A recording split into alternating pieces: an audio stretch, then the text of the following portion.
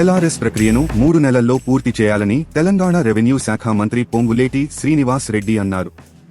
ఈ మేరకు ఆయన కలెక్టర్లకు ఆదేశాలు జారీ చేశారు. ఈ అంశం రాష్ట్రంలో 4 ఏళ్లుగా పెండింగ్లో ఉందని గుర్తు చేశారు. శనివారం ఆయన భూపాలపల్లిలో పర్యటించారు. అక్కడి కలెక్టరేట్ కార్యాలయం నుంచి జిల్లా కలెక్టర్లతో వీడియో కాన్ఫరెన్స్ నిర్వహించారు. నిబంధనలకు లోబడి ఎల్ఆర్ఎస్ దరఖాస్తులను క్రమబద్ధీకరించాలని మంత్రి సూచించారు. ప్రభుత్వ భూములు అన్యాక్రాంతమవుతున్నాయని, వాటిని పరిరక్షించాలన్నారు.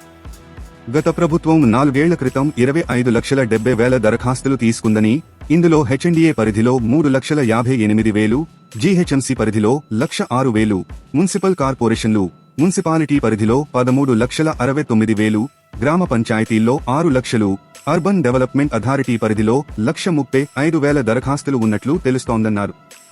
ఈ దరఖాస్తుదారులు 4 ఏళ్లుగా ఎదురుచూస్తున్నారని, కాబట్టి వీటి పరిష్కారానికి అత్యంత ప్రాధాన్యత ఇవ్వాలని కలెక్టర్లను మంత్రి ఆదేశించారు. నిబంధనలను దృష్టిలో పెట్టుకుని భూముల క్రమబద్ధీకరణలో అక్రమాలకు తావు లేకుండా ఎల్ఆర్ఎస్ ప్రక్రియను 3 నెలల్లో పూర్తి చేయాలన్నారు. కాంగ్రెస్ ప్రభుత్వంపై ప్రజలు ఎన్నో ఆశలు పెట్టుకున్నారన్నారు.